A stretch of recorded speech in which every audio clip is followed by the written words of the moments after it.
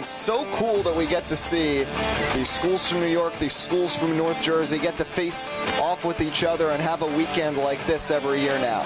DuPont's on the return. He gets free. He turns an angle. Achilles DuPont is loose. Past the 30, 20, a dive, the 10, the 5, touchdown. Achilles DuPont. Paramus on Friday night. Paramus Catholic and Iona Prep. I don't know. Maybe those people came right from the game to Reds here in Carlstadt tonight, and it's week 2. Come on inside, everybody. Talk a little bit of high school football. We're at Reds, of course, and this is inside the Super Football Conference, the weekly podcast breaking down everything that went on in the conference this week. Did they play any defense? I mean, you're the athletic director. Welcome in, everybody. Come on in. It's the height of entertainment around New Jersey on Friday nights. I mean, anybody can play a little 2.5-hour football game. 2.5 hours? Listen, all I know is it was 3 hours and 10 minutes. There was 137 plays. When we have royalty in the building, Mike Quick, Darren Cooper, we want to extend the night, okay? I mean, we're like the New York... Well, hold on, wait. The royalty was not me and Coop. Phil Simms was there. I was getting to that. Phil Simms. Joe Sandberg, yes, who you told I was doing the game, and he didn't come up and see me because I hear his kids are lunatics. He had. You know what? It's one of those nights you start to feel a little older because Joe Sandberg's there. He's got his 3 boys and Brian Toll's son. Where was Brian? And Brian wasn't there. Joe was apparently babysitting. But they were having a great time. And listen, it was a wild night. We saw a throwback Brian Toll on Friday night. Yeah. He's not Brian Toll. We'll break it down a little bit later. But we saw a version of Brian Toll on Friday night in Paramus. Yeah, Crew Davis. I mean, listen, we could have taken on any team in the New York versus New Jersey. We took on the number 1 team in New York with the reigning player of the year. By the way, boy, did he remind us of that. By the way, so Marco Green, your quarterback, is over 1,000 yards passing. Beautiful. Okay? Did you see the state leaders today? Because he's number 2 in the state, but he's at number 12. Because somebody, and I don't know who the AD is there, has not sent in the stats. That's not true. They're not in. Is right up there, 1,052 yards, Marco Green. And by the way, he's tracking the all-time season record. I believe is about 27 and change. Vito Campanelli. In the fall of 1992, Vito Campanelli threw for just about 2,800 yards. I was with Vito today. I was up at school for a while. And by the way, when Vito relaxed. graduated Paramus Catholic, he was New Jersey's all-time passing leader. Was he really? Yeah. This is all Jimmy Avatopoli information. Where is he now? He would be the head ball coach. No. I know where he is. Where is he statistically? I have no idea. Okay. Where is he, Coop? Well, the sickle way down. The sickle skid from Timbers Creek, right? That's the big record. Yeah. Plus, I mean, plus when you put the Hun School in there, I mean, Marco's number 2 in the state because apparently the kid from the Hun is throwing for 500 yards every week. Oh my gosh. Well, obviously the national anthem went off okay. Then what do you mean? I saw you before the game because it was a debacle the week before. You have an unbelievable band. You let these kids. And you let the priest out. Look at the priest. He's coming in to say, Jimmy. This is organizer. I'm an organizer. I'm getting the band and the priest. Listen, we have the national anthem. The guitar. He's looking at you the like, national anthem and Father Don there. You got to be ready to go. And we were ready to go, man. I knew you were upset leaving St. Joe's the other day when your sausage and peppers opened up in your bag.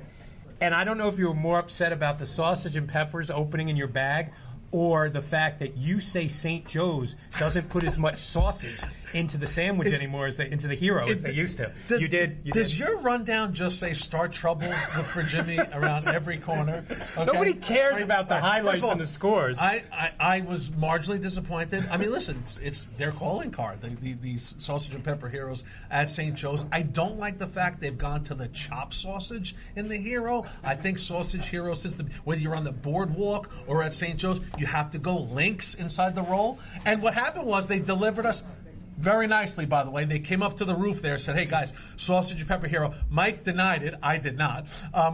We put It's it on the last table, time I'm ever and going to be on that The roof. beauty I'm of never it doing was again. that hero. It started to attract bees, yeah, and all of a sudden, Mike on the air is announcing that he's under attack from bees. So what did I do? I took the hero and I tossed it into my bag. Bad idea. It exploded into the bag. But yeah, let's go back to the Lynx. And listen, you know the greatest sausage story ever told at St. Joe's was once upon a time, Jabril Peppers and Paramus Catholic are coming in to St. Joe's. This highly anticipated matchup. St. Joe's versus Paramus Catholic, thousands upon thousands of people. Somebody comes up with the idea, hey, let's play this on a neutral site. We'll move it to the county park over there. It'll be great. Tony Carson was like, absolutely not. We're going to sell a ton of sausage that day. Tony was the sausage king. Oh, yeah. Like the Tulsa King starts on Sunday night? Yeah. Tony was the sausage king. Well, I mean, listen, did he have a clause in his contract that he got like 20% of all sausage Absolutely. sales? He would move games based on weather because it would affect the sausage sales. Listen, but it was an amazing operation, the Sausage and Peppers operation with the Parents Club, and that's a lot of peppers and onions to cut up at about 9 o'clock in the morning on Saturdays, but they do a great job in doing it. 4 games on the network last week, 4 different announcers. We already told you about Paramus Catholic, Iona Prep. It's still going. Eddie Kalegi, I hope they pay him a lot, over 100 points. Eddie, do it. Very reminiscent to 2 weeks ago at Caven Point as well. This is a team that does not quit. Green going, he gets drilled, end zone, tipped and caught! Touchdown, Paladins! Well, I'll tell you what, Jim. Right now, you've got Martin, who, somebody asked me the other day, Monty asked me tonight, who's surprised you the most that you've seen? It's Martin. Yeah, Nakai Martin has played 3 football and that's games. Lopez. Yeah. But, I mean, that was AJ, the super sophomore, he's great. who's already got Power 5 offers, but Nakai Martin's played 3 football games. He's got 23 catches, 550 yards, and 7 touchdowns. And the one thing we love about watching a kid's high school journey is you see the jump they make from year to year. And Nakai Martin, from his junior year to his senior year, the difference is his explosive nature coming out of his breaks, the separation speed. And listen, sometimes football guys are told to run track, you'll get faster. Nakai Martin ran track for Coach Brian Durango last spring. He ran on the 4x100 team. He ran a bunch of events. He dedicated himself to track, and it's translated onto the football field because he clearly has a little extra burst this year. St. Joe's Cardinal Hayes, 48-0 Green Knights. Waste of time. Jimmy, take it. Elijah Thomas back in the punt. He's had one blocked today. He'll get this one off. Good pursuit that time by Ravella. And now Bailey takes it at about his 47. Bailey is loose. Look out here. He barely crosses the 20. One man to beat. Forget about it. Delbarton needed a win. They played 2 tough games, St. Ed's and Malvern. They got Monsignor Farrell coming in 1-0, coming up to Morristown. They got the big win. Lance Meadow, hit it. So here is Gilardi. And Gilardi is going to take a shot deep down the field. He's got a wide open man. And that is what you call an exclamation point to the end of the first half. Grant Van Raphorst. Prep, young team, Billy Fitzgerald's guys. They thought they could get this one against Chaminade. They almost did. Extra football. The guys from Long Island take home the win. Michael Genovese. From 33, it is up and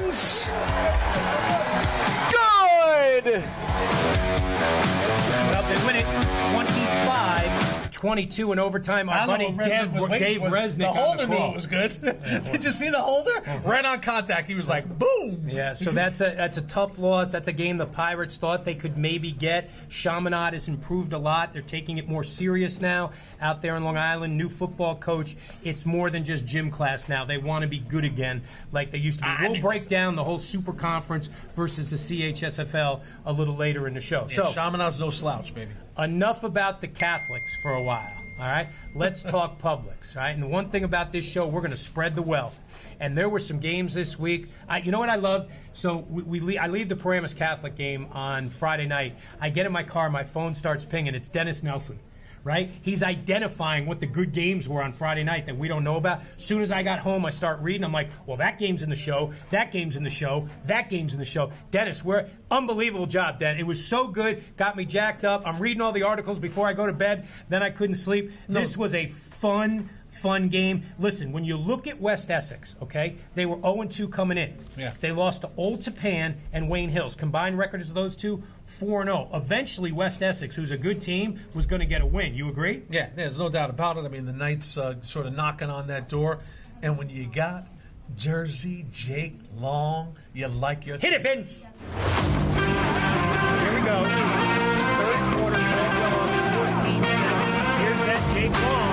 Gets into the end zone, 15-yard touchdown, tied at 14. Caldwell retakes the lead. Adam Seppin, second hook up in the game, Santini Rossi. Sounds like a nice line. 21-14 Chiefs. Fourth quarter, long and short. 4 yards, 21.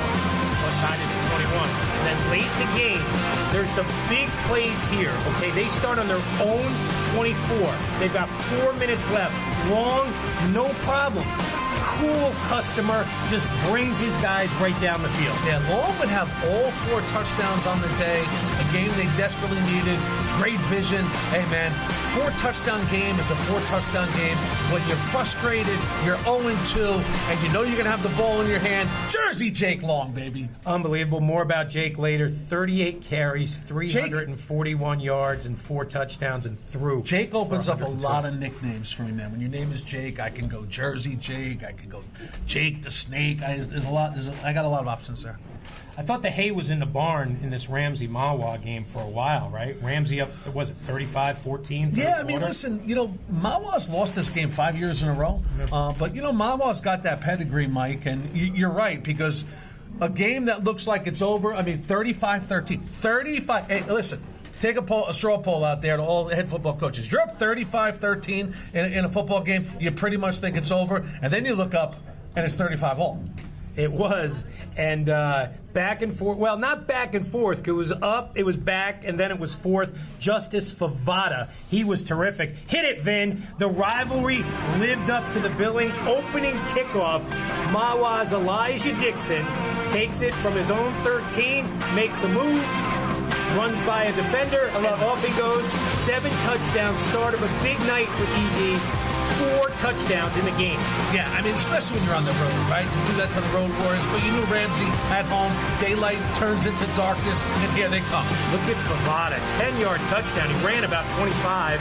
Ramsey up 21-13. This time it's Favada again. And Ramsey's, whoa, yo, look at that cut right there. 28-13. Whoa! Great balance in this game, Mike. You saw him run for 2 touchdowns. He also threw for 2 touchdowns on this night. Ramsey cruising along, 35-13. Here come the T-Birds. And here comes Dixon again. 7-yard catch. Makes it 35-20 after 3. Fourth quarter, Dixon. His 2-yarder tied it at 35. All the mojos with Mawa. 22-0 run for Mawa in this game. You think you got a couple seconds left. We're heading for overtime. Not so fast. Favada, 56 yards. Johnny Davis does all the work. But Favada, great Sing it, night. Mike. Go, Johnny, go. 42-35. It was 3 games within 1, so that's a good job. Ramsey gets that. They go to 2-1. Think about that. Win. You're Ramsey. They tie the game with 26 seconds left. Come on, man. It's like planning a trip. The trip is booked. We're going to overtime. Yeah. Not the case. No. It was like the theme of the weekend. The Giants followed suit against Dallas. Speaking of the Giants, I said, he's not there anymore. He's with the Patriots. Have you seen the new Tommy DeVito commercial? Love it. It's filling hysterical. in? Oh, my God. It's such a good commercial. Vin, hit it. Wow. These are some of the things I get excited about on the weekends, right? Here we go. Pop that first one up there, Vin. You got to be of a certain age to know Sally Jesse Raphael. She called. She wants the glasses back. Union City desperately needed the Wilbur's guys, Mike. Finally got that first win on the board. They sure did. How about this? So they've now won 10 consecutive years against Hudson County teams. They beat Bayonne. Jerome Hayes was our coach of the week a week ago for the Bees. In this game, Wilbur Valdez, during the day, told his running back, Nathan Pena, Nate, you're going to score 4 touchdowns in this game. What did he do? The junior running back, 25 carries, 150 yards, and 4 touchdowns. Where was Wilbur when the lottery was at $1.8 million? Thanks, coach. Yeah. And Johnny Melendez, 3 sacks, Another Johnny. 3 tackles for loss. They threw just 3 passes. I mean, the Soaring Eagles have it going when they throw 3 passes for a total of how many yards? Then they threw for 1 yard.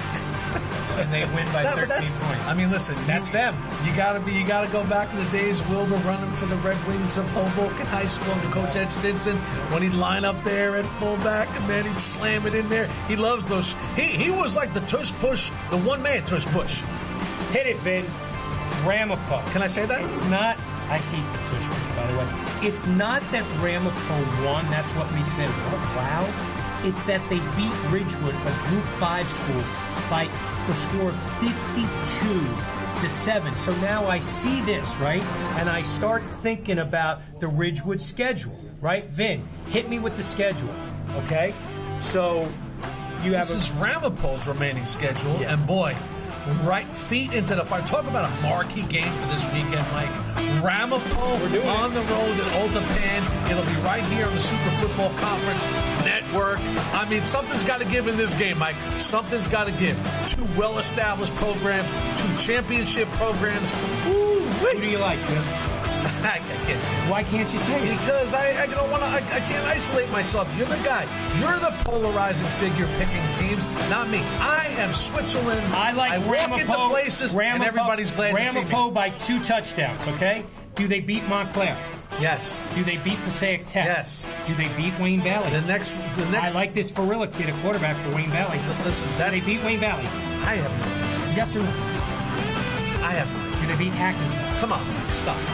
You're trying to pit me up against some programs that are what very I'm trying to do is get Dave Ford upset when you meet with him that you're picking.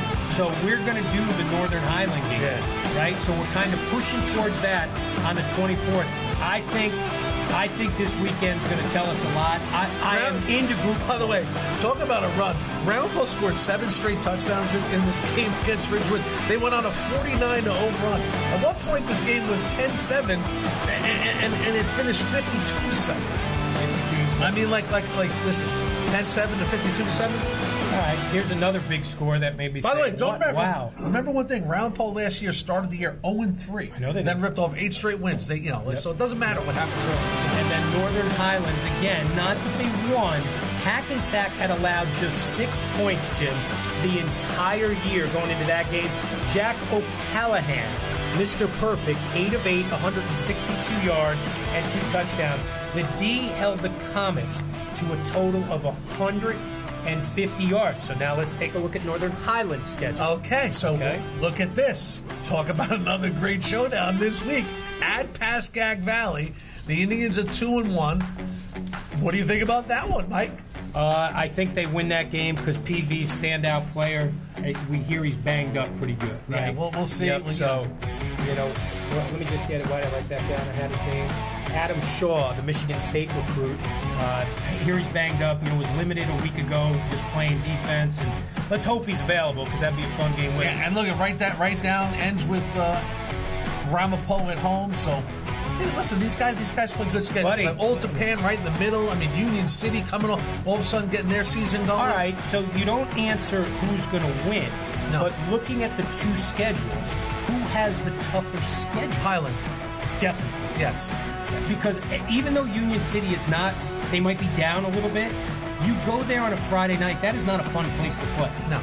That is not a fun And place listen, to play. I mean, like the essence of football, high school football, college football is like you change dramatically in the first couple of weeks. I mean, if you believe in Wilbur Valdez, which I do, if you believe in the program in Union City, which I do, they're not going to be the same team on September 26th than they were on August 29th. All right, so let's switch. It was billed as the big thing. Catholic versus public. Is this one of the great public schools, Winslow and South Jersey of all time? They are. Well, they talk like they are. I mean, Mike, are they one of the great public schools? Absolutely. I mean, that's a no doubter right there. 14-0 a year ago, all kinds of Division I players coming through the program. But that's not the question. So the question is, if Bergen Catholic played IMG, what would the score be? Yeah. Because IMG was in a game with Winslow. Yeah, I mean, listen. The other question is, if Winslow played in the Super Football Conference United Division, what would they be? They wouldn't be New Rochelle with Ray Rice and Courtney Green and those guys.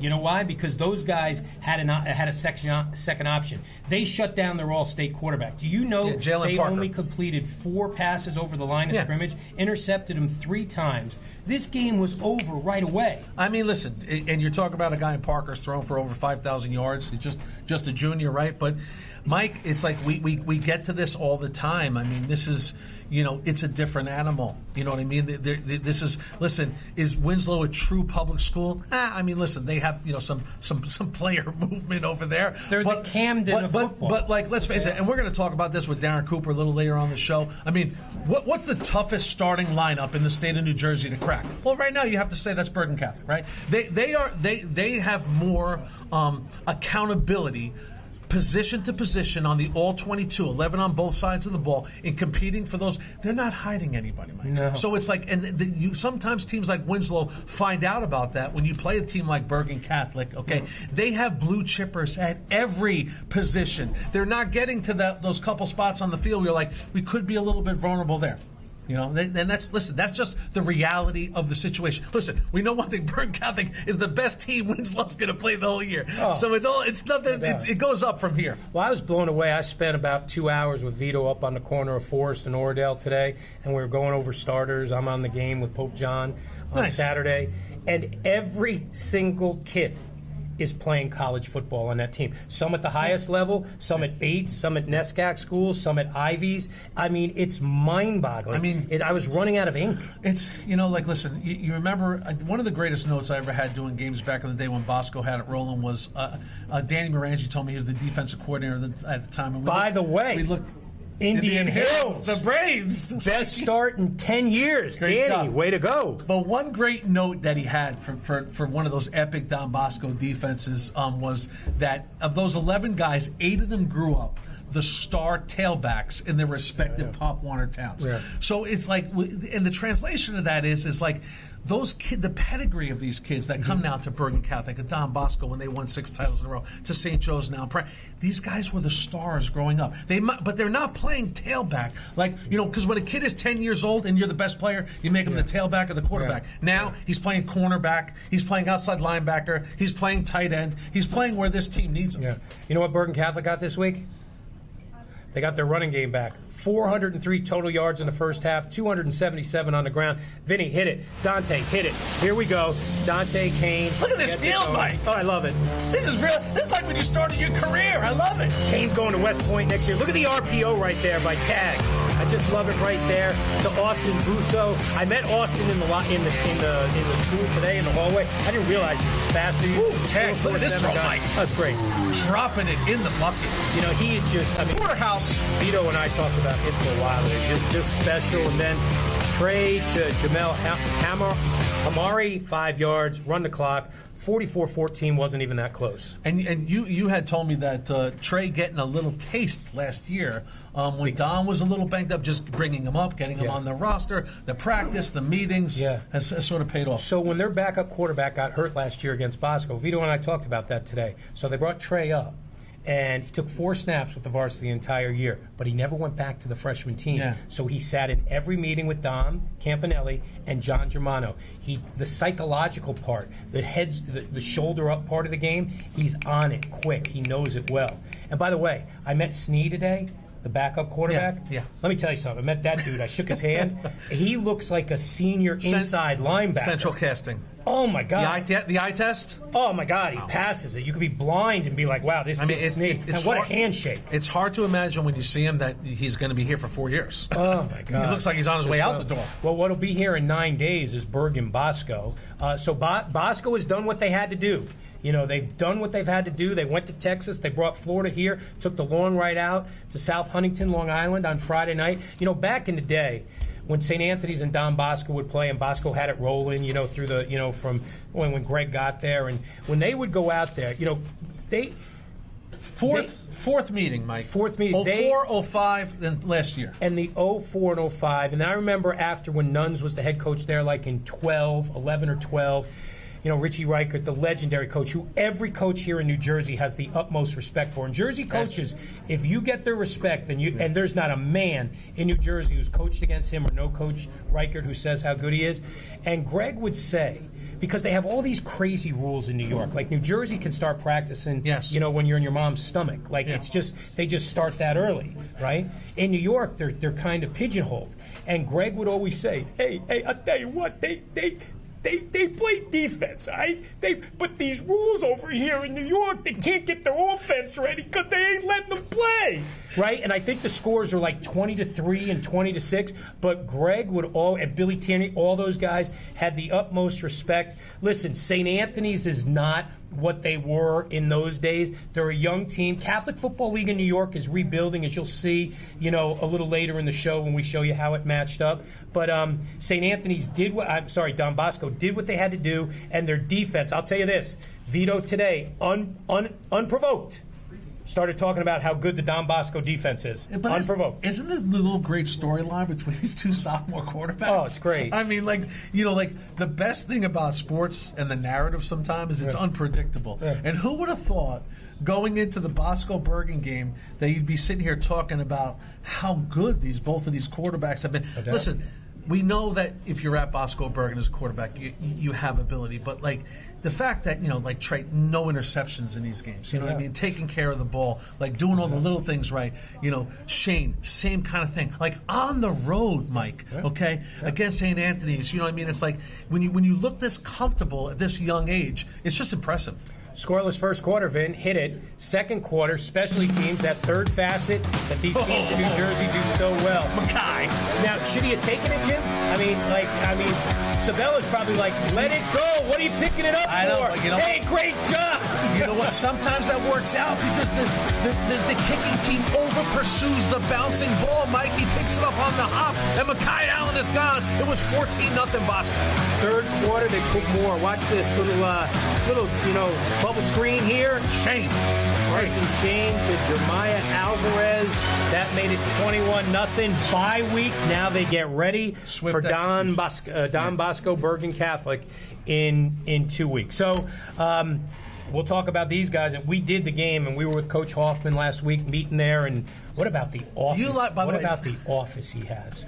My God. That office is insane. That's not an office. That's like a New York City apartment. My God. I mean, as I walked room to room, I was like, "Can you see Central Park from this spot?" Good. And it's just great because eighth graders can visit now these schools. You know what I mean, in the state of New Jersey. When couldn't they in the past? What are you talking about? I mean, take it easy now, right? I'm talking to Augie before the game, and 7 or 8 eighth graders come up. Hey, you do whatever you want. There's only one rule he has in there: is Coach Carson's just not allowed to smoke any cigars in there.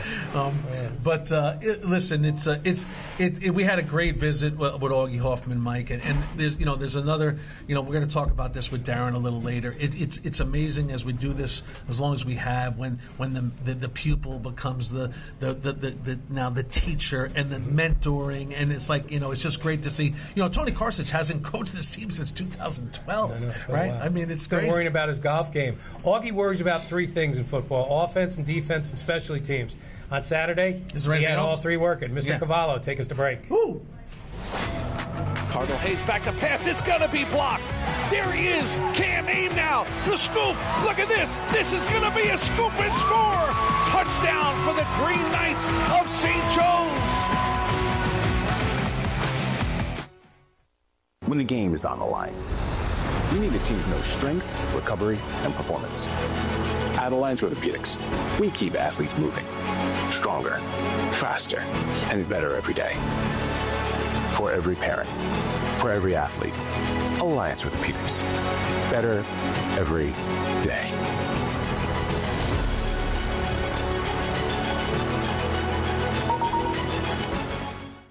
Prosperity is achieved one step at a time, with each success building on the last. transforming your money into something extraordinary. Whatever your goals, the team at Kearney Bank can help them take shape with products and services that help you master your money. Your first car, college tuition, a new home, even retirement. Let's make your dreams a reality together at Kearney Bank. See how today at kearneybank.com. Welcome. Come on in. Looking for mental health services for you or your loved ones? We have a signature way to pair you up with a therapist that meets your specific needs. At the Lucan Center, we are driven by science and led by compassion. Thank you. Experience the Lucan difference at any of our 7 locations in northern Jersey. Log on to lucancenter.com or call us at 201-409-0393. At Lucan Center, get Lucan centered today.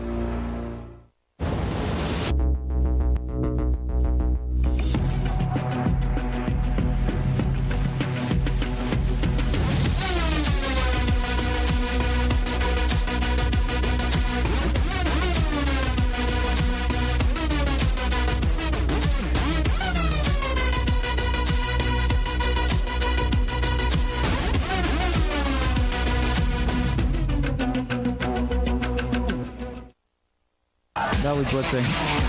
Wolf. There's one out for Van Hook. He's got him! Touchdown, Wade Hills! That's David Van Hook! What a pass from James Wolf! Yeah, his 7th touchdown in the season, but James Wolf lays it in. So first and forever for Nutley here.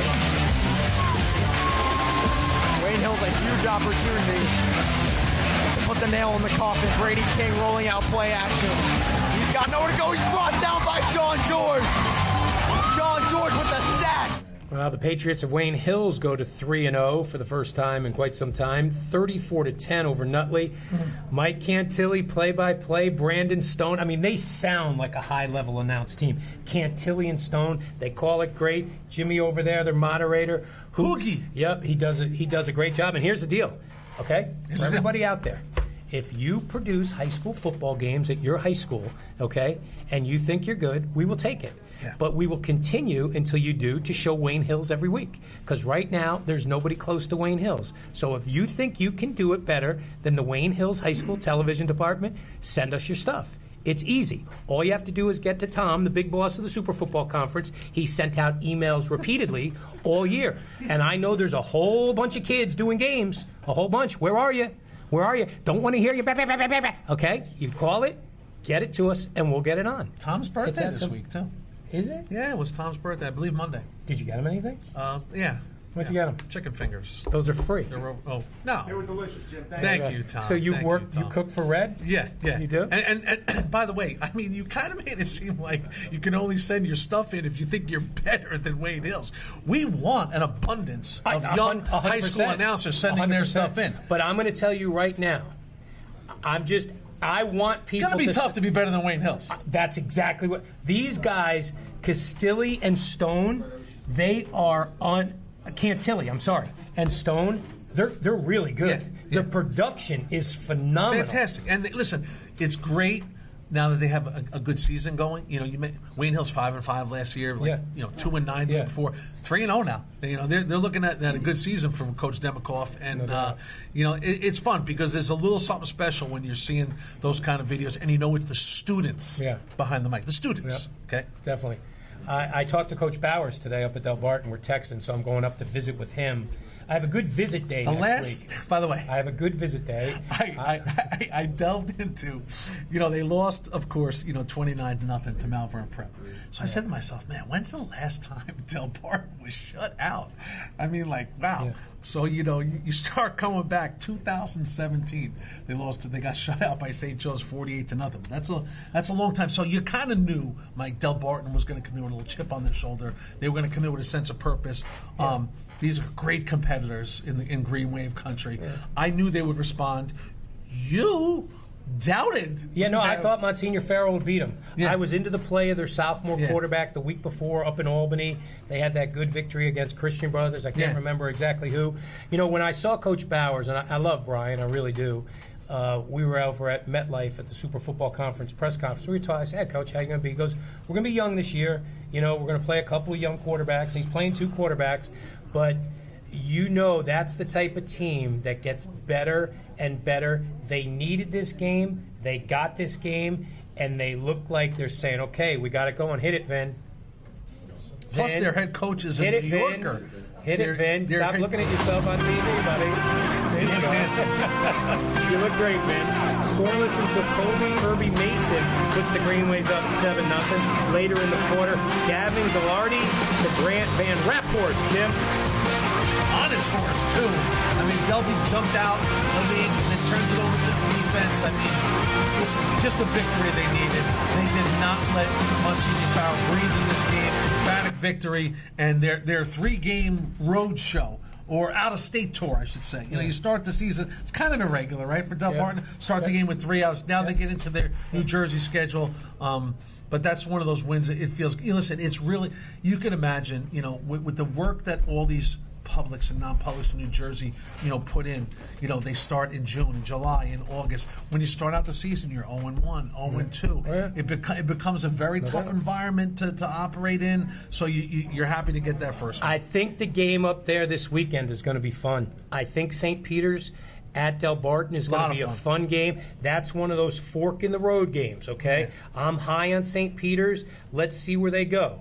You know, because a week out, St. Peter's hosts St. Joe's. If they go up there and they beat Del Barton by 3 touchdowns, all of a sudden that St. Joe's game becomes real. I'm into this game. Hey, Vin, by the way, what happened?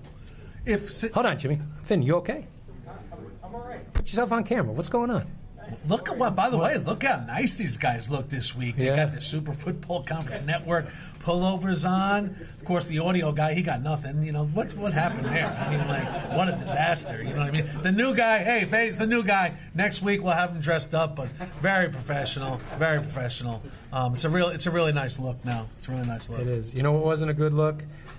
Cardinal Hayes. And we love C.J. O'Neill, the Cardinal Hayes coach, coming out of the Bronx in the shadows of Yankee Stadium. They're not ready. They weren't ready to play St. Joe's. And when I say not that they weren't coached, they have 18 new starters. Yeah. You're not ready to play St. Joe's Montvale. And the first team they played, St. Joe's Collegiate up there in Albany, for the kick Tunnel for Towers to kick off the season, the team was awful. So they really got no good look coming into St. Joe's. I don't think it would have mattered because St. Joe's is different this year. St. Joe's is fast. They're hungry. They play in all 3 facets. And let's just get these highlights over with, Vin, please. Okay? Why would you say that? Because the game was awful. Look at Bailey on the keeper here. He's heading off to Harvard. He's a do-it-all back. Scores out of the backfield Wildcat. Swing it out to him. Looking to beat the Cardinals to the pylon. St. Joe's went through Cardinal Hayes like a hot knife through butter. All phases. There's the block kick. You know, then you got a guy picking it up. Trayvon Chardonnay heading off to Tennessee. No, I'm sorry. This is KJ McClain heading off to Tennessee. And if you think Best is just a running quarterback, watch this throw. About 53 yards in the air. Bailey on the money. Wow, that was impressive. The play fake is terrific in here. Watch the little game Nate Bailey plays. He catches the punt. In real time, I thought he called a fair catch. Hesitates, then goes, gets a nice kick-out block. Little Juke points and says, you take care of him, I'll take care of the rest. Malachi crunch, steps into the end zone. Run the clock, let's get the hell out of there. Oh, my God. It was awful. It was impressive. Oh, my God. It was impressive. You say it was impressive. I say it was awful. Hey, listen, 2023 Cardinal Hayes is the Catholic League champs and the New York State champs. That team's got a great pedigree. You're right. I mean, it's too early in the season for them to function at that level. But, you know, St. Joe's was impressive. I mean, it's like, you know, and again, St. Joe's is playing early football here. That was only, you know, when we look at like, let me take out my chart for St. Joe's here. You know, when like Ryan Barry got his 3rd interception of the season, it's only 6 quarters of football. You know, that was only the starters have only played 6 quarters of football for St. Joe's on the field. It's a fact. So we're going to go crazy all year about Nate Bailey, Lamar Best, you know, but these are the guys that popped off the page for me. Number 28, A.J. Ravella, I'm telling you right now. Steal. He's going to be Fordham. He's going to be first team All-State. Yeah. He is, when we met with Augie, he talked about sideline to sideline. Augie undersold how good he was, and Augie loves him. I swear to you, I thought at times there were 328s on the field, and one of my favorite moments of the game, when Best came out and Grice came in, he threw an interception. Okay? And some of the Hayes kids were giving him the business. So now the defense comes on the field because there's a possession change. Yeah. Ravella went right to the guys from Cardinal Hayes who were picking on his quarterback, and he just said, "Get away." Yeah. And they skedaddled. Listen. That dude, he looks like John Rambo. We showed you, too. He's unbelievable. A couple other guys. You talked about... But one thing about Ravella, Mike, the common denominator with guys like Ravella is, and whether you're... We used to always get this from, whether it was Nunzio Campanelli, whether it's Greg Russo, whether it's Augie Hoffman, and it seems like a small compliment, but it's a profound... He loves to play football. Oh, okay. No doubt. You got to find guys who live it, eat it, breathe it. They play with a chip on their shoulder. They're not afraid to lose. They're out there to perform at all moments. That is A.J. Ravella. And that's why he's a captain. And you mentioned Ryan Barry, number 22, the junior linebacker. Interceptions, coming off blitzes. I mean, he's terrific. Number 8, got his chance. Jonathan Gillette, the junior strong safety. Yeah, Johnny Gillette. I thought he looked good. And 52, Jason Hall. I thought he defensively played really well. So we're going to talk about St. Joe's. Yeah, he's been getting his oats. Yeah. Why? Why? Shameless. Seton Hall, Chaminade. We told you Coach Fitzy's guys are young. Vin, let's hit it. Here we go. Chaminade up 7-6, second quarter, not for long. Leonard West. Look at a big fella, Jim, chugging down that sideline. That's like 225 pounds of Lenny West. Oh, man. Watch this. This is well-designed play right here. Little fake, flip. Woo. Oh, this is the out pass here of Chaminade. This kid's a terrific quarterback, Mike, right? Division I baseball prospect? Right, Division I football prospect. They're up 14-13. What'd you say, UNLV? Yeah, UNLV. And then that's the play. Ball Ford right there. The second touchdown of the game. Seton Hall's up 22-14 late in the game. Carnivale to Murray, somewhere in there, 22-20. So now they go for 2 and try to get it into the overtime. Carnivale, look at this. Little play action. Going to set his feet. Just rip that thing in there to Rob Colshe. That tied it at 22. They go to overtime. Justin Jones would be set up after Carnivale. Carnivale hits that, and here's JJ. Mike, the key to this was Seton Hall Prep got the ball first in overtime. They didn't score. So Chaminade knew exactly what they had to do. Look at the holder. He knew it right on contact.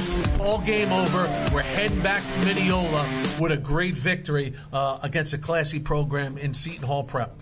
When there's over 100 points in a game, it's easy to find a lot of highlights, and you can put a lot of production value into the show. We're all about entertainment. Eddie Kalegi, give us some more on Paramus Catholic, Iona Prep. 58-41 your score. Eddie Kalegi, Mike Quick, Kendall Lamaro with you. Green off the back foot, looking for Lopez. This time he's got him. Touchdown. Paramus Catholic.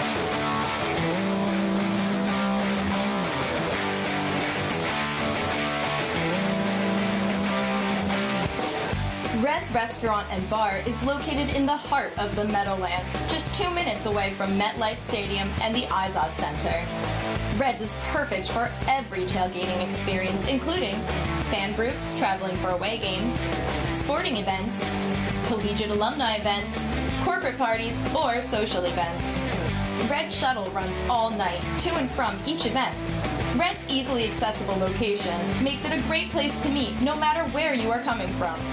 If you're following your team to an away game or showing off your Jets or Giants pride, you can arrive at NJ Transit's Secaucus Junction, and Red's shuttle will pick you up from your station or hotel.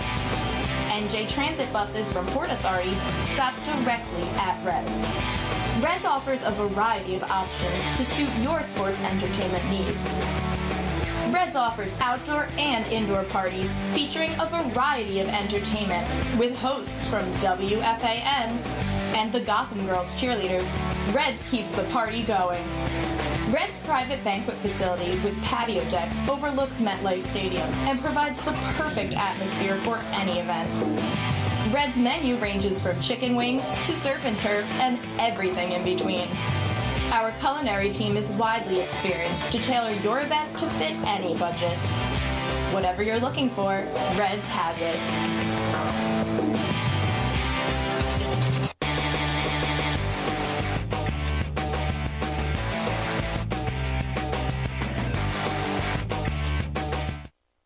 So you think you have the best fans? Then prove it. This season, the FSC will highlight the best fans and student sections. And at season's end, we'll select the best fans of this football season. But you can't win it if you ain't in it. So send your photos and videos to admin@superfootballnetwork.com. SFC Fan Base of the Week is presented by Apple Green. Enjoy your journey. 3 hours and 10 minutes. 137 plays. What are you doing over there? Man, isn't that great? I mean, come out for a night. We got food trucks. We have a great DJ. I will say this: you do put on a great show. Yeah. I'm not lying. Your presentation is phenomenal. And listen, one thing about Primus Catholic, like my wife, they show up late. There's no doubt about it. I mean, listen, you don't want to give up what you give up early in these games, but it was an entertaining night. But as we mentioned, Iona Prep. I think out of all the New York teams that were in the mix, we took on the cream of the crop. 100%. Obviously, defending number one team in New York State. With the reigning state player of the year going to North Carolina, people are trying to call Davis a lacrosse player. He's a football commit at North Carolina who's going to play lacrosse. So the primary commit is football. And listen, Belichick loves it. Sometimes you tip your cap a little bit. What he was doing there on that football field at Primus Catholic on Friday night, Crew Davis was impressive. Before we get to the highlights, you know who I met? At Primus Catholic? Mrs. LaFond. Oh, yes. I don't know whether she's down on you. She's with you. No. We had a wonderful 30-minute conversation before the game. She came up to the press box. We had a great talk. I had to go in and do some production stuff. I came back out. We continued our conversation. We saw her after the game with her husband and the boys. What a great family. Yeah. Well, you love Mason, right? Yeah, I love Mason. He's the Fordham commit. He's our Steve DiGregorio Super Football Conference Man of the Year nominee. I haven't even told him that, so I'm announcing it right here on the show. Oh, that's nice. He's going to represent Primus Catholic. It's a wonderful display on the field at MetLife. And plus, he plays his tail off. I mean, he's nasty. Now all of a sudden, he's like, I can punt it. Yeah, he got a 270-pound. The amazing thing is, 2 weeks ago, he's long snapping for the punter, and now he's punting. That doesn't happen a lot. Yeah, he's like you. He walks into a room and goes, "I'm taking over." Right, you're funny. You're funny. All right, let's sit tight. This goes on for a while. Here we go, Vin. Hit it. Second quarter, Iona up 3-0. Guzman to Crew Davis. Look at the adjustment by Davis. Gets into the end zone. It's 10-0. Next series, you guys are punting. There's Mason. And watch Aiden Cassidy pick it up on the bounce. See. I mean, this is why Iona Prep is defending New York State top team. Number one in New York, because they have a multitude of weapons. They come at you from every direction. But hey, Primus Catholic just keeps coming, Mike, and this has been the connection all year long. There's Marco Green. Incredible. DC defense had no answer for the North Carolina-bound Davis. Look at this. Gets into the secondary and runs away for some fast dudes. 65-yard touchdown. 24-7 Gales from New Rochelle. Yeah, I mean, but Marco, look at the ball faking here. Look at the protection. He's starting to step into these throws a little bit more. And there's Mekhi Martin again. Mekhi Martin, terrific, having a great season. But what do great teams do? They counter punch right away. They come right. They don't let you enjoy the moment. Iona Prep on Friday night in Paramus, New Jersey, never let the hometown fans enjoy the moment for too long because they kept coming back with plays of their own. If you got a quarterback going to Maryland on a baseball scholarship, he can pretty much do anything, or else you hand it off inside, and there's CD Crew Davis. 38-14 at the break, so you think it's over? Nah, because you guys have great offensive players. Martin, third touchdown on a little pitch run right there. 38-20. It's now 44-20 Iona. We had to eliminate some of the highlights, but not for long. Achilles DuPont doing what he does. Bang! Yeah, the senior's having a breakout season, hampered by injuries at back end of his sophomore and junior year. He's come in prepared, and he's showing you a little bit of everything. The ability to run away from the defense is one. How about the toughness here? How many guys get a piece of Achilles DuPont here? 1, 2, 3, 4, into the end zone. The Paladins are back in the game. That made it 51-34, and now it gets real. Darian Johnson the hit. Oh, man. Sebastian Lugo the recovery, and on the next play, we got ourselves a game. Green to Anthony Lopez, 41 yards, 51-41. Back come the Paladins. And Mike, onside kick worked once. How about twice? What's the odds of getting 2 onside kicks in a game? They got the ball back. And then Green gets it over to Chris Ventura, 17-yard gain, so they're working their way deep. Hard to blame DuPont here, fighting for the end zone. Just a good play by the Iona Prep defense. I mean, with a touchdown here, it goes to 51-48. The ball comes out. Iona Prep, listen, it was the theme of the night. They just capitalize when they have to, and they capitalized once again. After the turnover, 3 plays later, Guzman, play action, 81 yards to good-looking junior Lamar Lewis.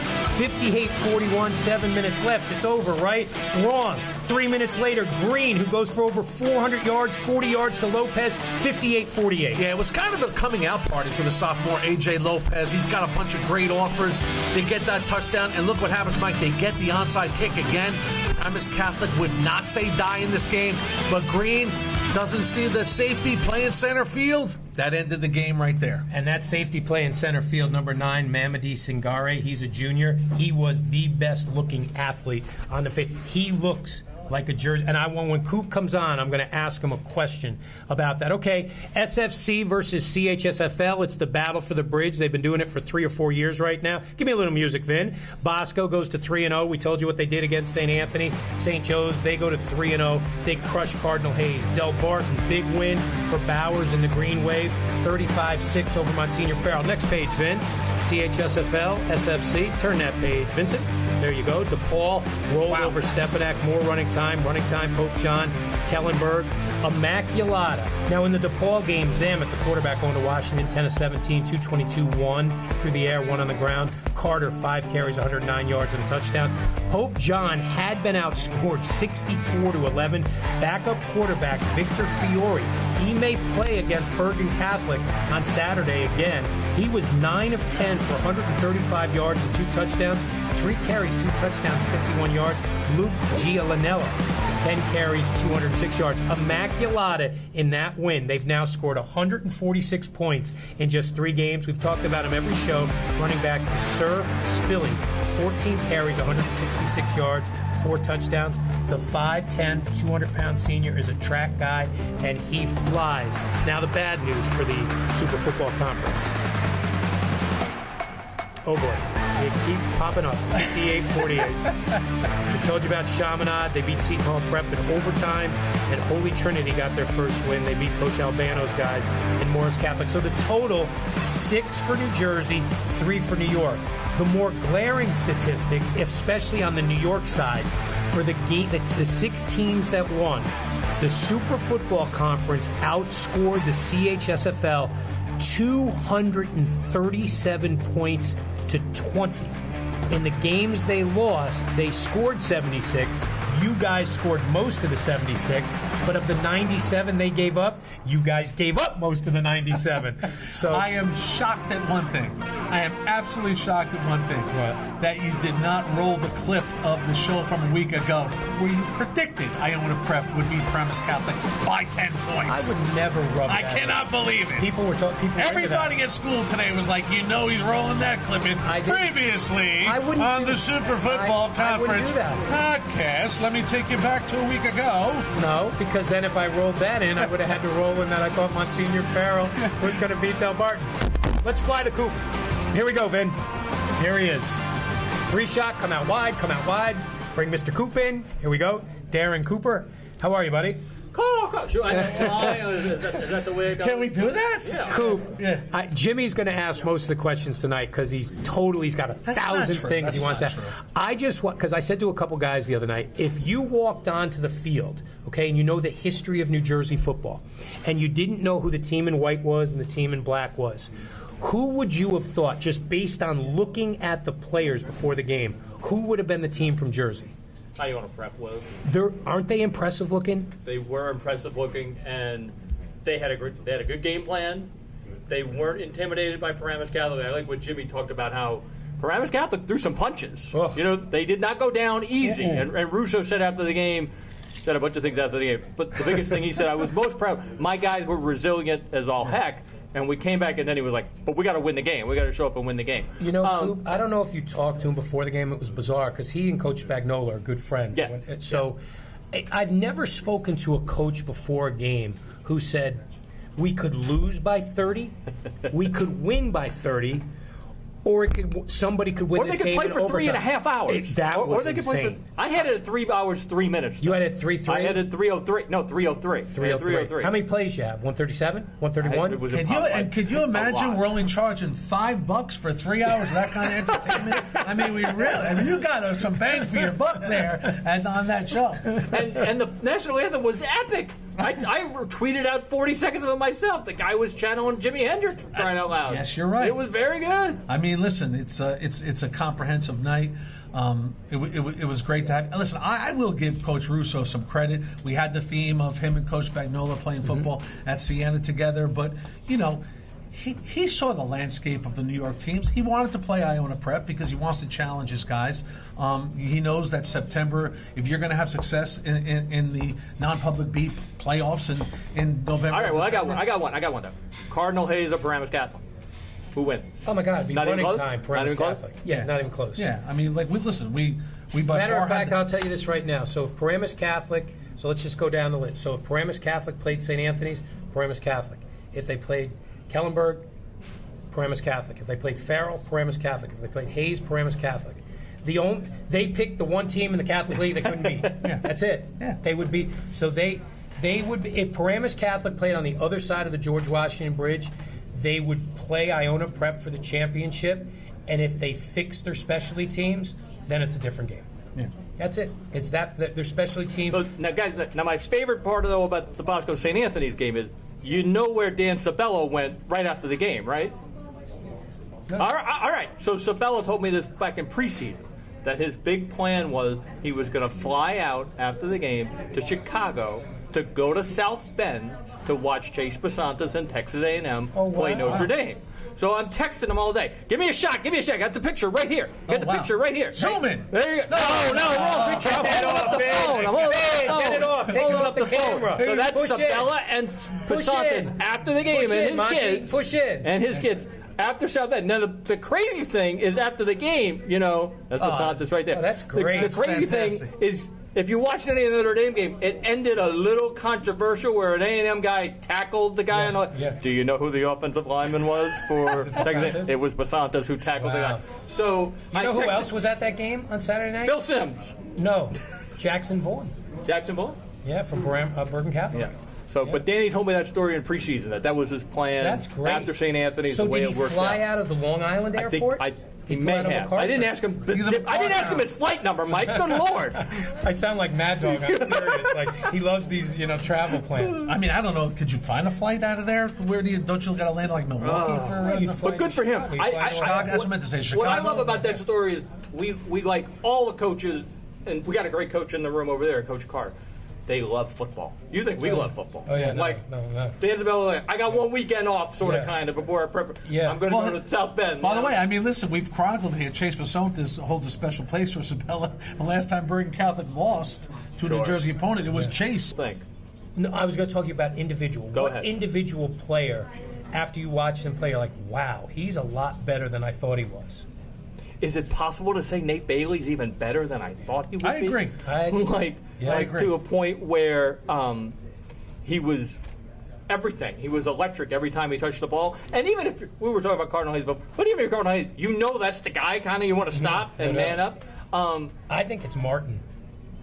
I think it's your guy, Jim. Yeah, Nakai Martin. I think the two quarterbacks are Bosco and Bergen. I mean, that's been a pleasant surprise. I mean, at the level, they're just not caretakers of these teams. They're elevating these teams. This is like a dress rehearsal for these kids. These kids are so raw. So I mean, it's been an impressive start for a lot of individuals. And it's going to be so interesting 9 days from now, right? When the two sophomores play. Was it hard? It's going to be crazy. Was it hard for you? As a writer, you're an opinion. You're like Mike Quick. You put your opinions out there, and listen, you guys, you're big boys. You're going to take the heat for doing that. You're going to walk into stadiums on Fridays and Saturdays, and people are going to yell things at you. But that's okay. That's what I try to avoid. But was it hard not to be cynical going into the Bergen Catholic Winslow game? I just kind of felt like, man, Winslow up front, they're not going to be able to deal with Bergen Catholic. The ferocity they're going to see. I know they have skilled kids. I know they got kids going places. But was it hard to not put that out there? Yes. Point blank. We had a discussion in our staff meeting Monday, and we were talking about predictions, and it was like, does anybody think Winslow's got a shot or is going to win the game? And all the guys on my staff were like, no. Because I can remember back when Bosco played Passaic Tech, and I can remember, it's just, although we talk about Winslow, though, is Winslow-Paramus Catholic a game? I mean, there's still levels, even to the upper level. Like I think the gap is closed for sure. So, but give Winslow all the credit in the world for going out and scheduling. Well, Bergen they wanted. Catholic. I mean, let's face it. They wanted Bergen Catholic. Of course. It didn't do Winslow's net. Winslow and what they are and what they represent and what their brand is. Okay, they wouldn't want to play Paramus Catholic. Okay, they wanted to take out the king of the hill, the 4-time defending champ. But sometimes be careful what you wish for, because it was running time after the half. But to answer your question, yes. Whenever I make predictions, there's always a kind of a code, like, oh, I like them to win big. I think it's going to be 35-0. I see it's a close game. It might be 2 touchdowns. You do kind of phrase it a certain way. You also based on past relationships and everything else. How honest you want to be. How long you been here? Here? In New Jersey, writing New Jersey. 27 years. 27 years, okay. So Mike and I have been talking about this all day because, we go back to, as we all do, to a time when the non-publics and the publics played, sure. And the gap was much closer, Mike was pointing out, St. Joe's had lost to Ramapo at one point in 2012, was it? 2010. 2010, okay. And I was like, wow, do you remember the day in 2004 we stood at Bergen Catholic? That was the year Brian Cushing and Bergen Catholic won it all, beat Matt Sims at MetLife. Cushing had both, it was 13-10, I believe. Cushing had both touchdowns. But, now Cushing didn't play in that game against Ridgewood that day. But what was amazing is when you look at Bergen Catholic's schedule that year, this is almost hard to believe that the 12 games they played, they opened up at Ridgewood, okay, then they played a couple non-publics, then they went on a run. They played Montclair, Bloomfield, Teaneck, Clifton, and Kennedy consecutively. Yeah. 5 straight weeks of playing. I mean, to think about that now, that is so far off the grid, okay, of reality. It could just never happen again. But this used to be a reality, these teams playing the public schools. It's honors football. Everything has... flightization is the best way to. Hey, you want to sit in first class? You want to sit in economy plus? You want to get in economy?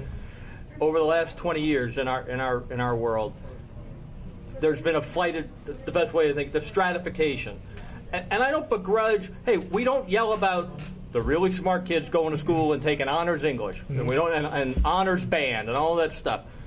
The kids at Bergen Catholic, St. Joe's, Bosco, Bramlett, they're taking honors football.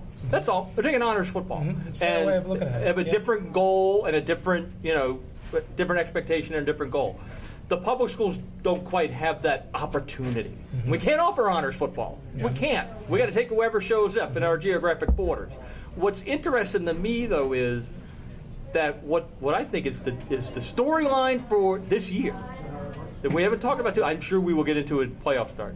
Is how the state cracking down on the schools with the extra feeder systems, with the academy programs. Break that down. So explain that to everybody. Okay, the NJSIA meeting today, by the way, Mike. Mercy rule in basketball, brother. Mercy rule in basketball. What about a shot clock? No, and that's what everybody keeps saying. So the NJSIA's got a new policy they passed that.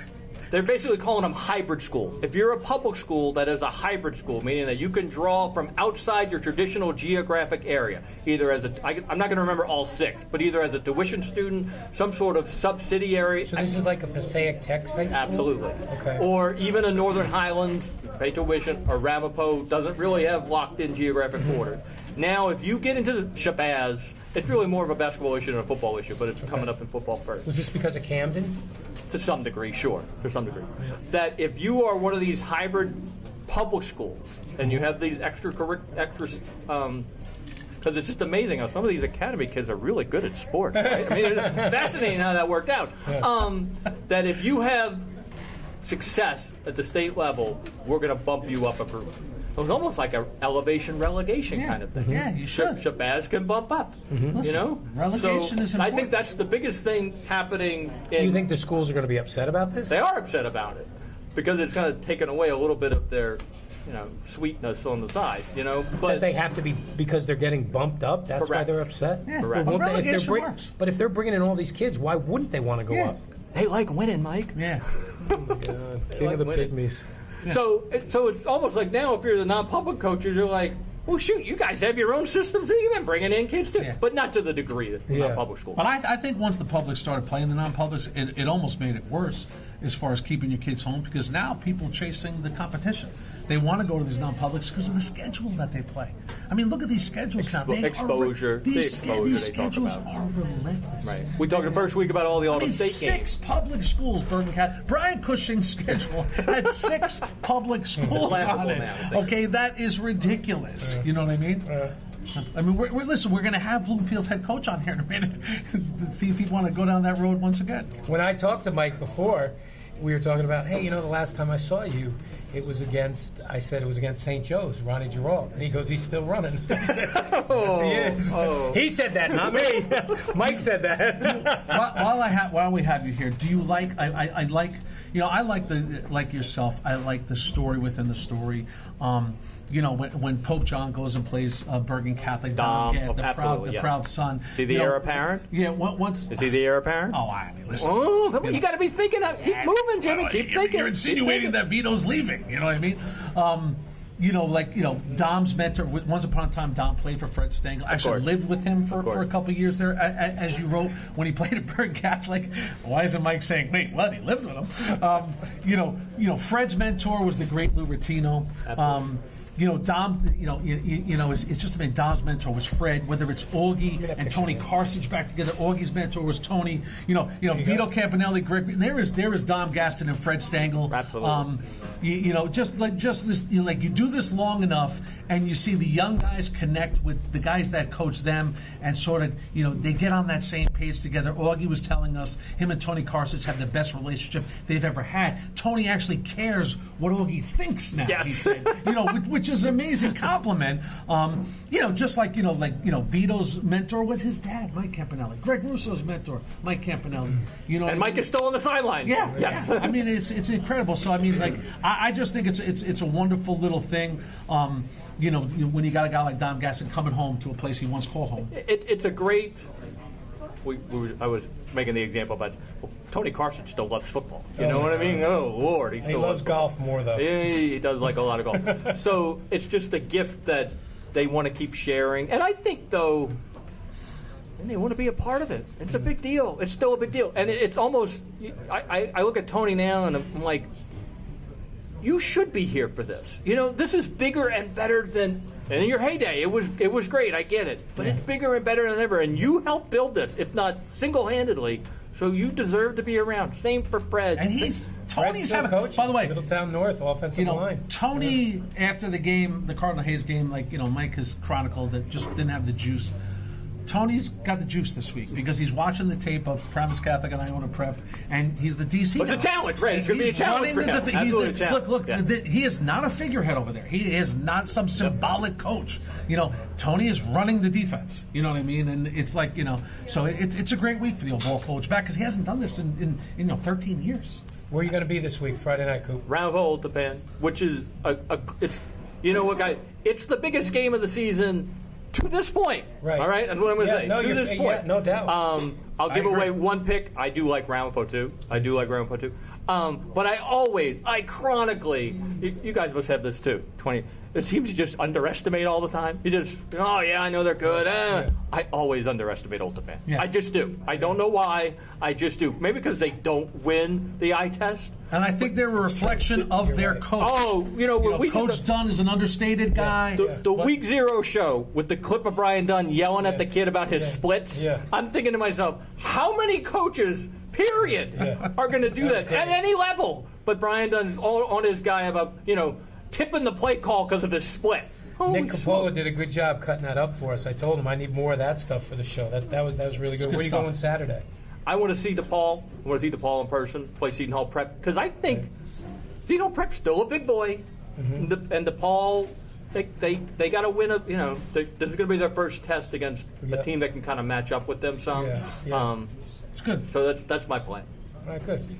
Well, we'll see you then. We'll see you here next Wednesday. We're going to Ramsey, baby. Yeah, that's right. We're going to Ramsey. Yes. That's right. That's a good job, Coop. Thank you. Vin, put that up there. We're going. Pay attention. We're on the road. So we're going to Brady's. Little music, Vin. How about, look at Cavallo with the headband in the bus. How about the This Week in the SFC bus? See it? It says it right am I on a bus or riding a Peloton? What do I got, a headband on there? Yeah, This is incredible. It's like we're having fun. So yeah, we're rolling into Grady's at the station. It's like the Goodfellas painting. You're looking one way, I'm looking the other. This guy over here, what do you want from me? Coop, thanks. We'll see you next week over at Grady's at the station. Enjoy your games this weekend. We'll be back. Darren Cooper, everybody. Of the week, Yes, and team of the week, right after this. When the game is on the line, you need a team that knows strength, recovery, and performance. At Alliance Orthopedics, we keep athletes moving. Stronger, faster, and better every day. For every parent, for every athlete, Alliance Orthopedics. Better every day.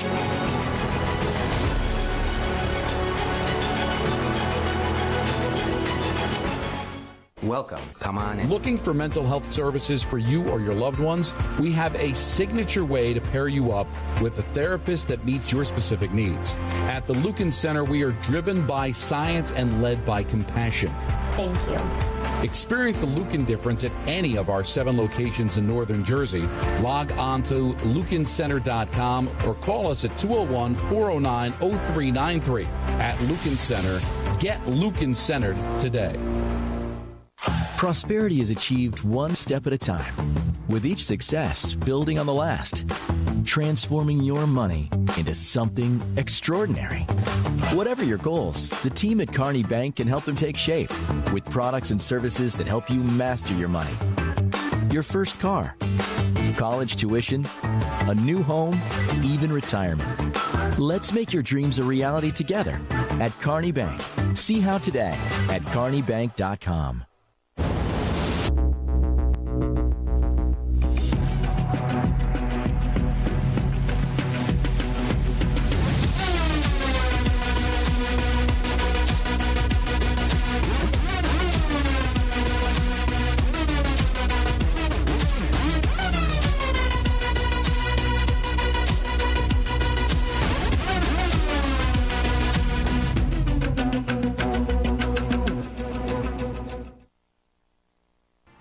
Welcome back. So we got the players of the week, coach of the week, team of the week. So this week, a lot of candidates. Yep, a lot of candidates. There can be only one player of the week, but we do have honorable mentions. Vin, let's hit it. Luke McGuire, Madison High School, senior quarterback, terrific in the 42-8 victory over Mendham, 298 total yards and 4 touchdowns. Look, Jim, here's one of his runs. I love this video. Logan Latoff from Madison shot it for us. I love that low angle. I love the filter on the camera. Way to go, Logan. Yeah, terrific. on the helmet. Yeah. So McGuire was good. This next guy, he's great. Player of the week. Brought to you by Alliance Orthopedics. Jake Long, we talked about him earlier. Jake, just a total gamer. 102 passing, 321 rushing, 321 yards. 321 yards rushing, 4 total touchdowns. They win 28-21. Vin, let's see why. We talked about it earlier today. Just a playmaker, right? The thing I like best, tied at 21. Late in the game, 4 minutes left. He drives his team 75 yards. He gets the game winner. And then they go on to win that game. Really strong kid as well. They go on to win that game 28-21. Yeah, sometimes I think as a coach, you're like, should we mix it up, catch him off guard? No, we're going to Jersey Jake for his 4th touchdown. And I love the fact another 3-sport athlete. It is so great to see, and it is great to see our coach of the week in person here at Reds, Mike Carter from Bloomfield. Coach, how are you? Pull him on out there. Get the coach of the week in the shot. There we go, Coach. How you doing, buddy? All right, Vin, pop that up there. Pop it up there. Spangle time. There we go. First time in a while that you guys beat Montclair since 2015, 10 years. Coach, you have been the head ball coach over there for 35 years at your alma mater. That place, other than your family, has got to mean more to you than anything. Oh, it's home, and it's I was just thinking about this morning, actually, when I was driving into school. It's still a great place to live, great place to grow up. The kids in the town are great. Kids we have on our team are really a great group of kids, and we're enjoying working with them. What was it like working with that lunatic Chet Parlavecchia when you came back as a young assistant coach? He's a very good friend, and he was a heck of a coach. He's still one of the preparing for a game. I've never seen anybody watch like on a film with him. He can watch a film one time, and he'd have stuff in his head. And his preparation was fantastic. He was a great guy to work with. His brother Mark was a good friend of mine too.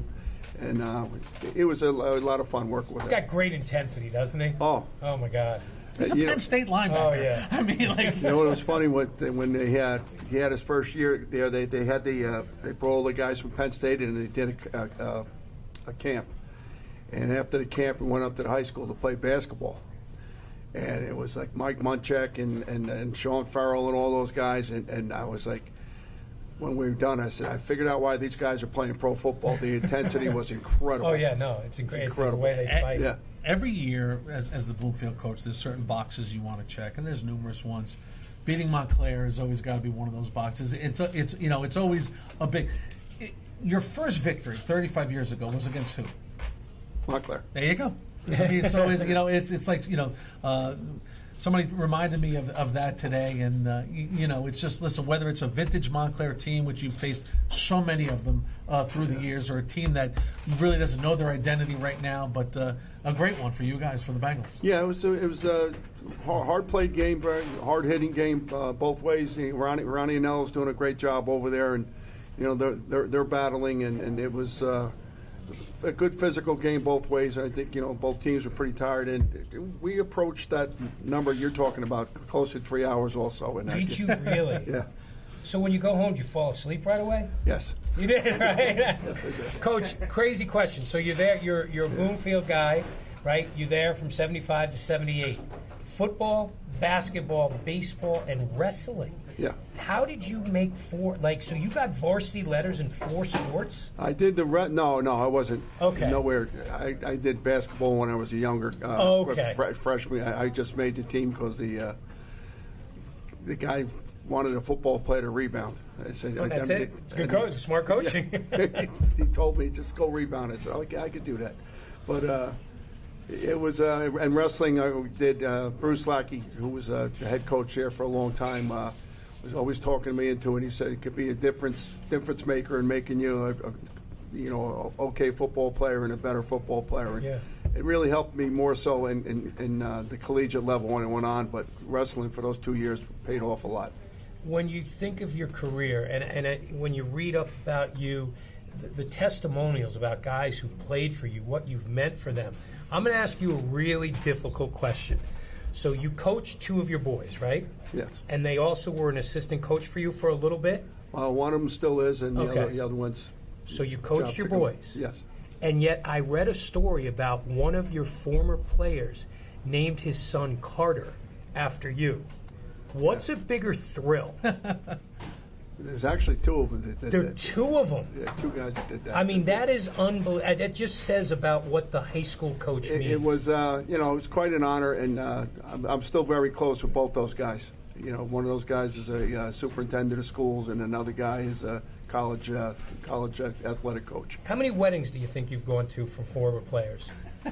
Not as many as you think. Really? Not as many as when you have families big as mine, sometimes sometimes you get invited, sometimes you don't, or you just send the envelope or whatever you have to do. What's your constant message to the kids in 35 years? We always like to tell kids that, this is the best time of your life. When you're playing high school football, this group of guys, I always tell a story of one time I was doing a Greenwich high school football game. It was a playoff game. It was a championship game. It was the last practice of the season. And Frank Gifford, the great giant Frank Gifford's son Cody was on the team, and the coach asked, "Hey, can you talk to the guys?" And Frank Gifford stood up in front of the team and said, "Hey, man, I came out of high school an All-American. I played at USC as an All-American. I won, Pac-10 championships. I went to New York Giants. I won professional championships." He goes, "If you asked me to name the starting offense for USC or the New York Giants championship team, I would probably probably get to 7 or 8 guys, and then I would drift off. He goes, but I could name the other 10 guys from my high school offense. And I was like, wow, that's so deep. And he said, guys, this is the best time of your life. Has that sort of been some of your theme through the years? Yeah, and our coaching staff is big on that too. And actually, our coaching staff has a lot of ex-Bloomfield players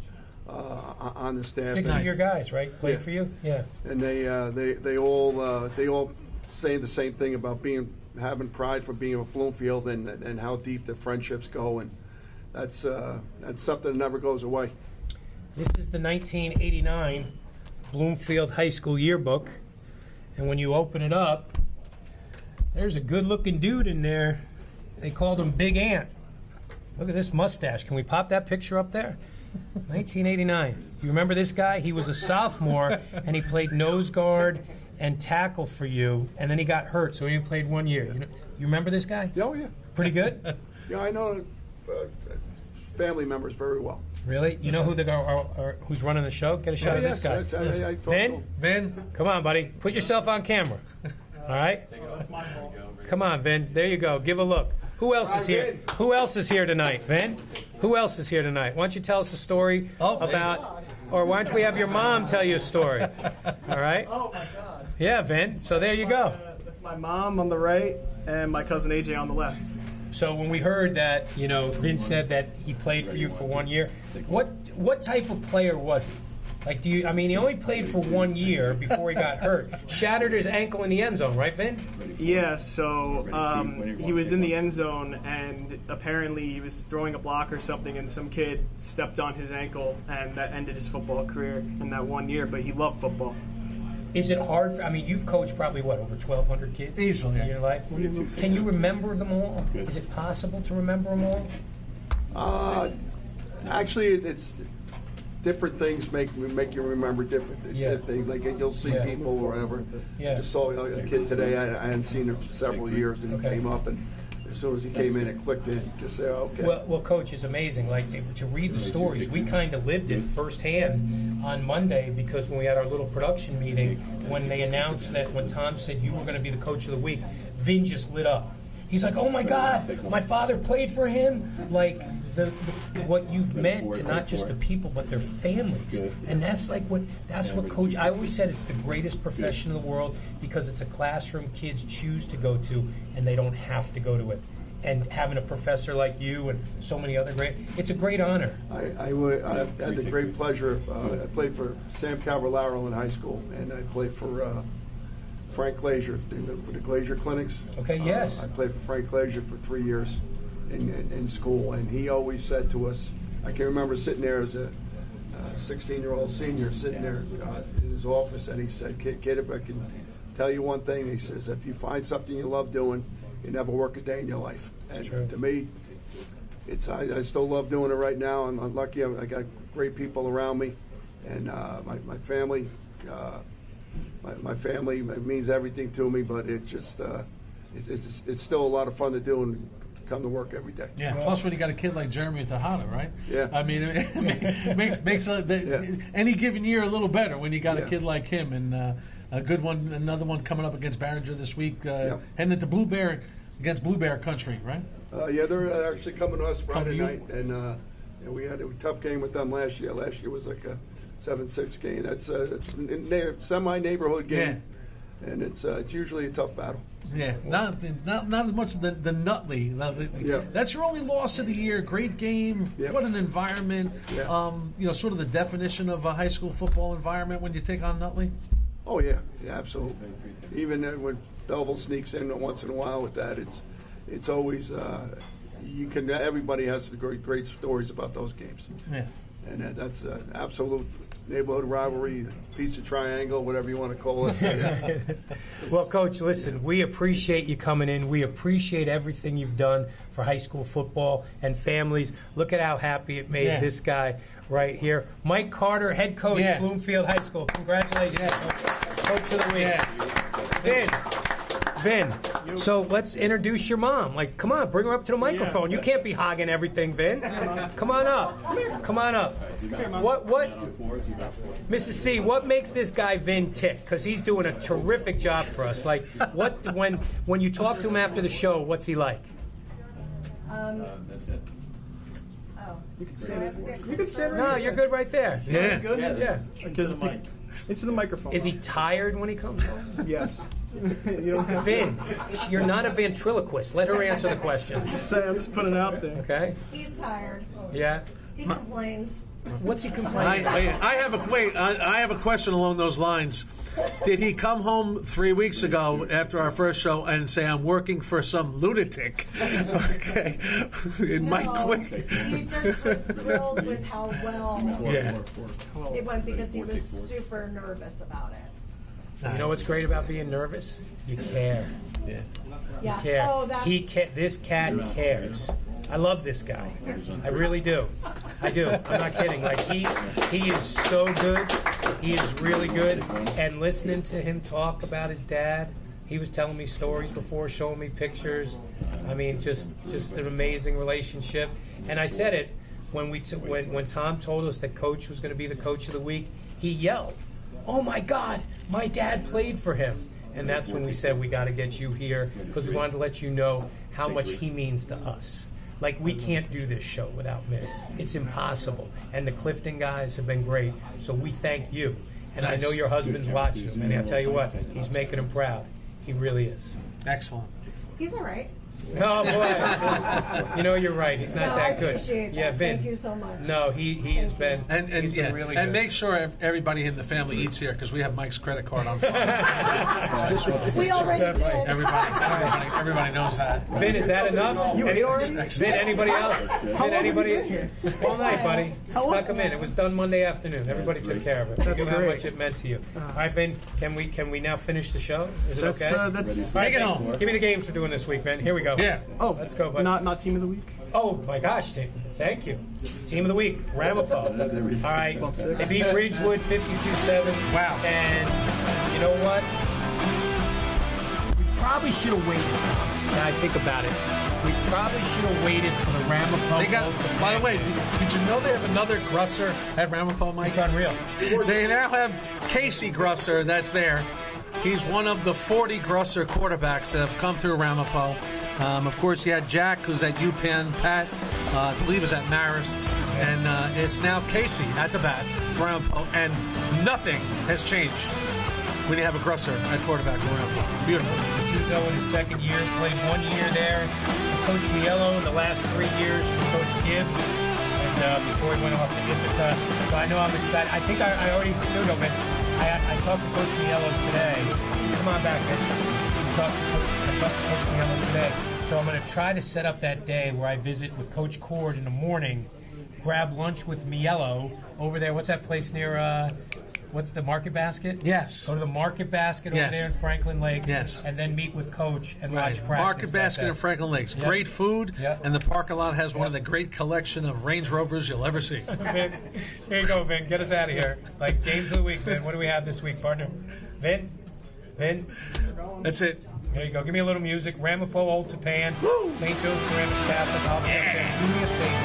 It's going to be hot on Friday night, and your press box is a microwave oven.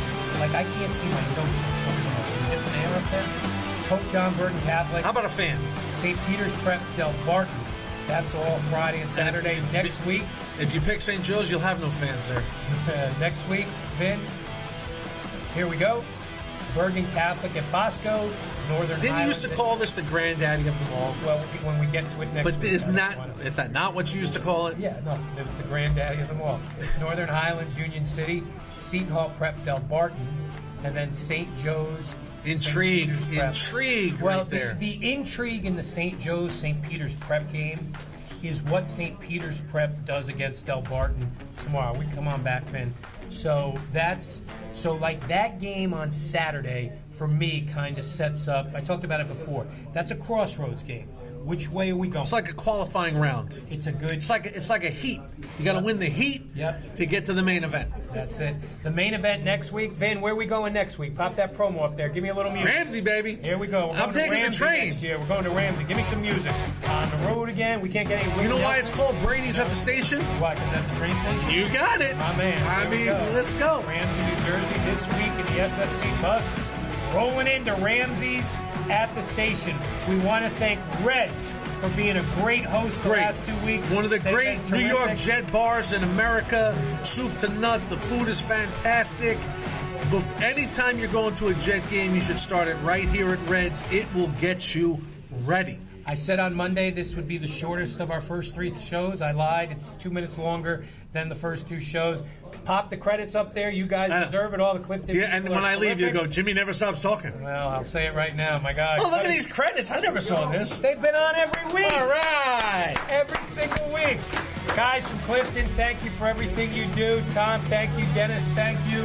And we'll see you next week at the station. Take it easy, everybody. This has been Inside the SFC.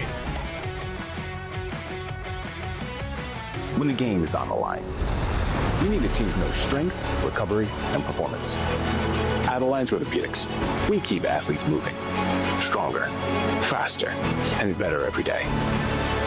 For every parent, for every athlete, Alliance Orthopedics. Better every day.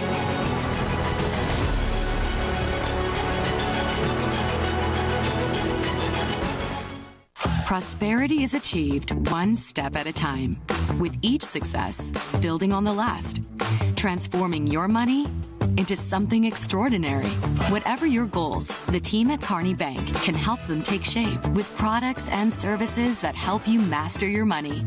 Your first car, college tuition, a new home, even retirement. Let's make your dreams a reality together at Kearney Bank. Learn more today at kearneybank.com.